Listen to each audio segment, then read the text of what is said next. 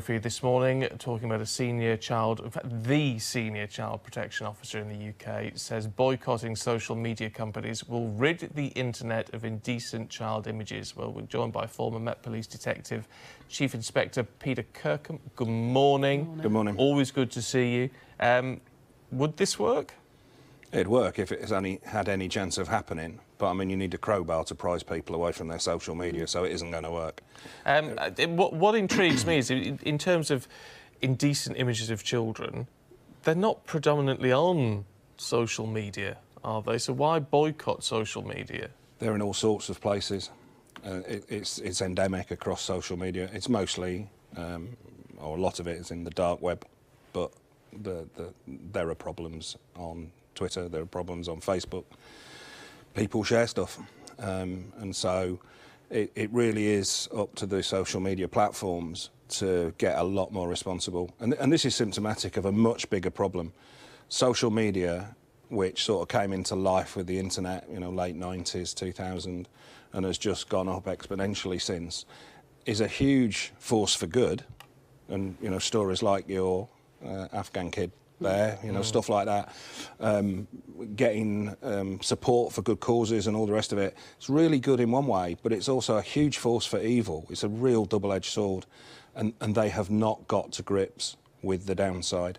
I mean, just this week there was the Operation Shutdown protest outside YouTube with the bereaved mothers and the blood on their hands, saying that YouTube, by carrying the gang call-out videos, the incitements to murder and whatever, and not taking them down even when the police flag them up, taking them down immediately. There's no excuse for that.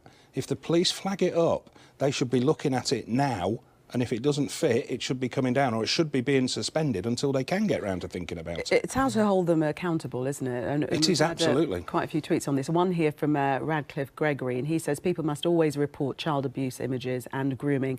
Several times I've reported dodgy photos, profiles and pages to Facebook, and they've always messaged me back to claim the reported material did not violate their rules, even though they actually did. Yeah, they don't act particularly swiftly or particularly robustly when things are flagged up to them. And they've got these rules. They're obviously trying to balance freedom of speech with taking material that shouldn't be there down, but they've not got the balance right. They have got it too far on the freedom of speech side of things at the moment, I think most people would say. And you know, they need to take stuff down. Algorithms, though, because yet they take down images of women breastfeeding. Yeah, absolutely. Absolutely. How are they getting it so wrong? You need to ask them that. And I suspect it's because they're coming at it not from thinking about the harm. They're coming at it thinking about, well, they've had this argument for decades, haven't they, that it's nothing to do with us, we're just a platform, it's not up to us. It's like saying to the phone company that, you know, you get a heavy-breathing phone call, it's not down to the phone company. They've tried that argument, but they are publishers. You know, not in the traditional format. But so what's Simon Bailey playing at then with this? Because he knows, as we all do, that actually, and as you pointed out, this isn't going to happen. He's getting us talking about it. Well, we're talking about it, and he's the most senior person on this topic. So is it just a case? Is it just a case of raising awareness and applying pressure? I think it's exactly that. It's doing something to get attention, to raise the question again, to put more pressure on them, and hopefully for them to pick up that there's quite a lot of support for that idea, even though in practice it simply isn't going to happen. But they do need to up their game. But we've been saying this for years, and they're slowly, but the problem is going up twice as fast as their response to it. Yeah, we know that, I mean, it was Mark Zuckerberg, wasn't it, who put a call out a few weeks ago now saying, you know, we need more government assistance in tackling some of these areas. So their position is starting to change. I've not heard of one. There may be one somewhere, but I'm sure that the police and the governments around the world, and this is an international thing, which adds another degree of difficulty, which puts it back on the platform, because the law authorities, the legal authorities, can only operate in their jurisdiction. So it's down to the platforms to do this cross-jurisdictional stuff.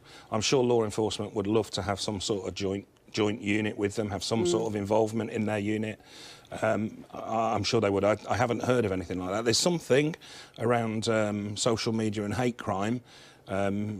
They've got direct connections, but actually law enforcement working with them I'm sure they love the opportunity to get in there and to be training and advising and whatever their management and staff. It's a good idea. Peter, good to see you. Thank you very much indeed. Thank you.